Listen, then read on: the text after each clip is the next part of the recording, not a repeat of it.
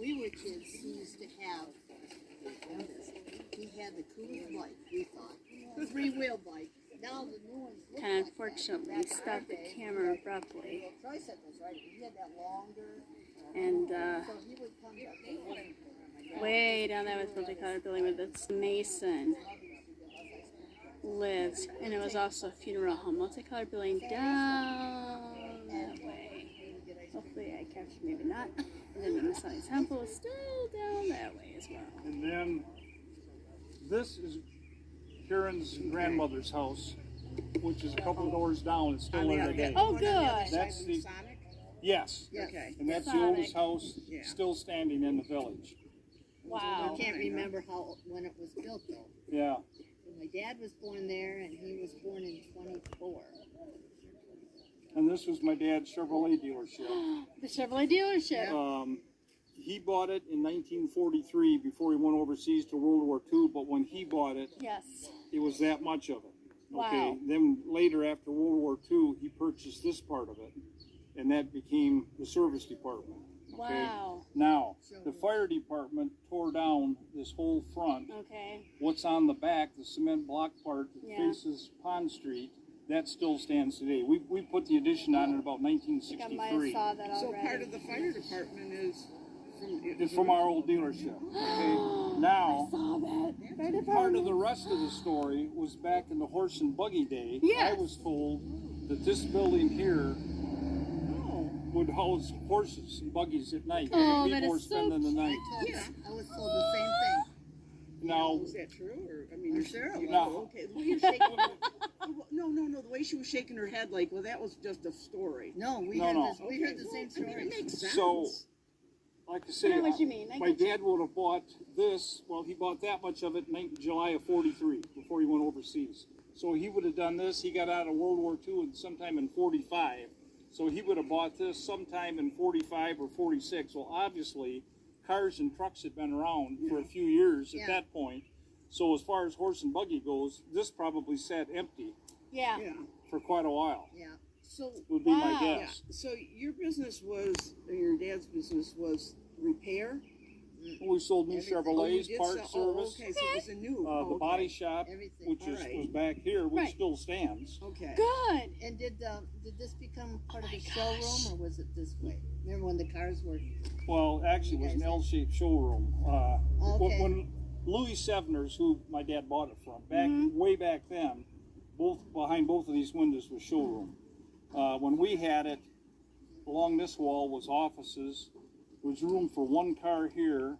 Then we finished off this little alleyway, not an alleyway, but a hallway here. And you could put in 2 more cars there. We paneled it and carpeted it and whatnot, but we fixed it up. We could have 2 cars in a showroom there.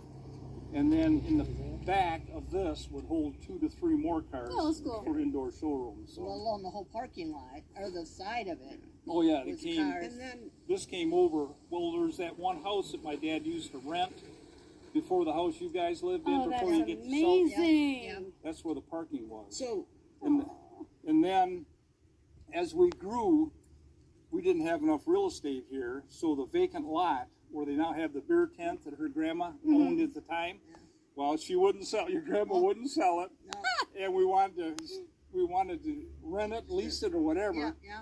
And so basically, what she did was cut a deal with my dad, and we rented just the back half of that lot to put in cars and trucks because we ran out of room Alright. on the south side. Oh, that's so the front stayed amazing. grass, but on the back half, so we and parked cars. Pond Street was there. 1856, William H. Parker, who was a stone carver, did all the headstones for the cemetery. I'm not sure what happened to this building. You have to start at 4:30 in I'm the going down that morning. way. My dad's business was right next door, the barber shop. Oh, wow. He retired in 1982. Okay. He would take back all the coffee cups from the bakery. Everybody, it was a social place. Yes. Barber shop. Mike Motel would still be there at 6 o'clock at night. So he'd start at 4:30 in the morning and be there after 6. Wow. Then next door to my dad was the village dry goods.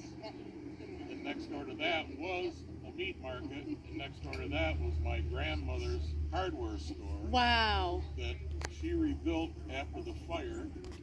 Then in Yeah, fires. 1947, Marv Feathers. All right, this is the site of the old library in Ortonville. So, since I showed the pictures in the museum earlier, let's hear about it. That's municipal offices here. This time capsule they're talking about. Hello. How are ya? Good. Just checking out what used to be the library and so on and so forth. One of the most beautiful buildings in Ortonville inside. Trim-wise. Oh, wow. All the trim is very nice. Aww.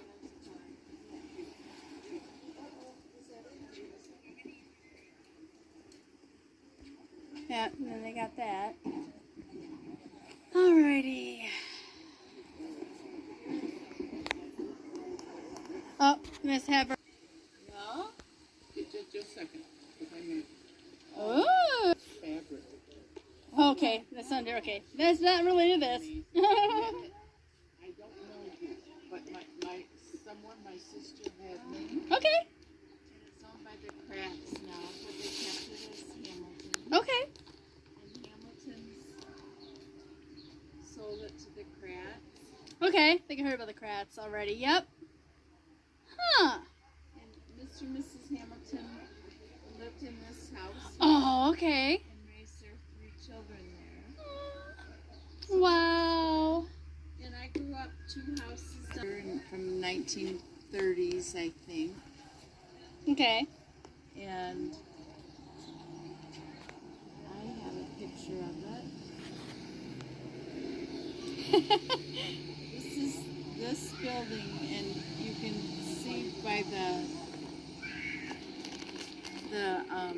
roof line of this building, the next one, it is Okay. exactly Hamilton's.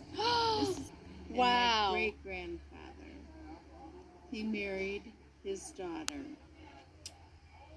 So they had a woodworking, or he did, had a woodworking shop here.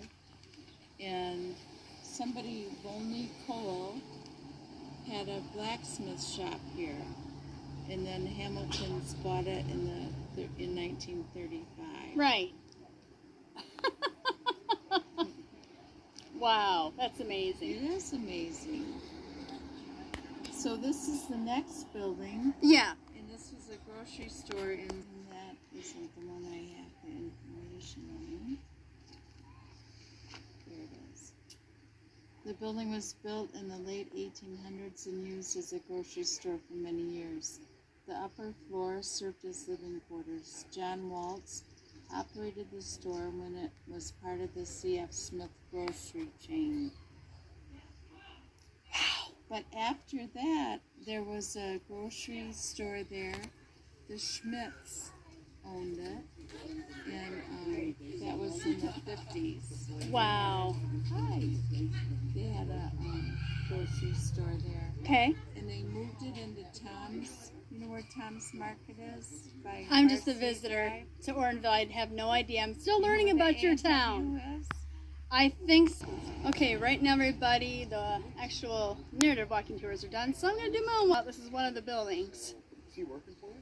Yeah. that she talked about. They're walking right down. Yeah, there's Hill's Flowers. So that was it. The grocery store, the famed grocery store. That was I think that. So yeah, how they're dressed is kind of very close to how I'm dressing today. So about right. The mural. Here's the famed park.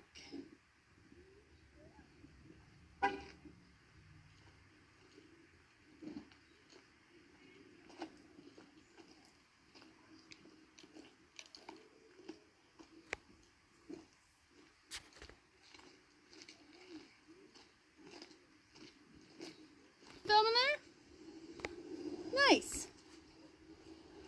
Oh, there's another. Oh yeah, it's a shank. Look at how close knit Ortonville is. I mean, everywhere you go, the black line up at the old mill where we were at. So there's Papa Bella's a lot. Papa Bella's making a pizza here. No, it's not good. All right, we're getting close to the ending, so I gotta kind of carry on where everybody left off at.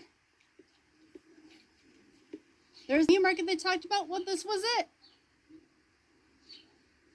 Would be proud. Oh yeah. I'm really sure he would. I don't know his Orton, obviously, but I gotta believe that he would be pretty tickled that all of these years later, this community is still here, is still thriving, is still successful, and unique, and unlike any other places. And we have a program in Oakland County that you may have heard of called Main Street Oakland County. You guys have been a member for 10 years now, but we've been involved with you even before that. We've been trying to do whatever we can to help you maintain the character of this great town. The mural, we gave a grant for you guys to help do the mural. Wow. And I'm told that our planning people have helped design Heritage Park. And so Okay. we put our footprint on that, but it's taking the cues from you, learning from you what the community's about and what. It is a great night in Ortonville. And Jim, a few I times. just want to tell you about other great events that are coming up. There's a lot of things out. That are on the fundraiser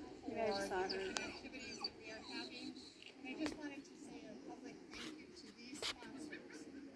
AC Tire, Ortonville A&W, Bob and Karen MacArthur, Kathy Cage, Cook's Dairy, Eastern Stars, EXP Realtor Tracy Butcher, Hayes Breads, Frothy Girl, Hamilton Speed and Fuel, Yep, Hamilton Speed and Fuel. Coral, The Hamilton Impact family. North, Karen Kuka Unknown here. Signs, Causes Fun Fish, Little Things of Ortonville, Mama's Sushi Boutique, Mooney's Barber Shop, Yep, Leopard Shop. Oaks, Ortonville DDA, Papapellas, Restyled Creations, Shelby Stewart Solden, TLM Moonworks, and Two Lakes Plumbing.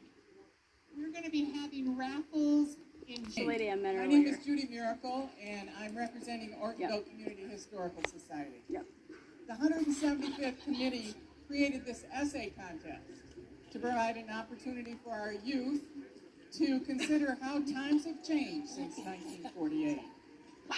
Their task was to compare some aspect of life in a 500-word essay and a poster. Do the time capsule in our winter home in Florida.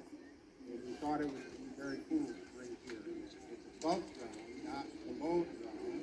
It's made out of granite. 2 feet by 2 feet by 4 feet tall.